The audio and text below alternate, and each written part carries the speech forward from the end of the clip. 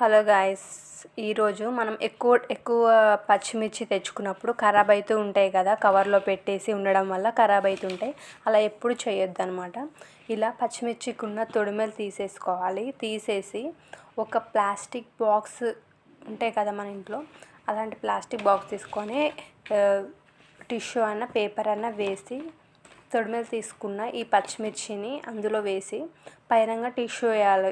ఎందుకంటే పైనంగా వాటర్ అనేవి ఇట్లా ఆవిరి అవుతుంటాయి కదా, అలా పడకుండా పైనంగా టిష్యూ వేసి మనం ఫ్రిడ్జ్లో కానీ స్టోర్ చేసుకోవచ్చు. ఇలానే మనం ఆకుకూరలు కానీ కొత్తిమీర అలాంటివి కూడా స్టోర్ చేసుకోవచ్చు.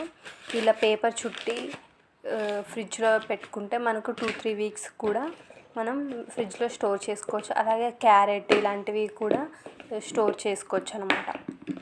ఈ టిప్ కనుక నచ్చితే మీరు లైక్ చేయండి, కామెంట్ చేయండి.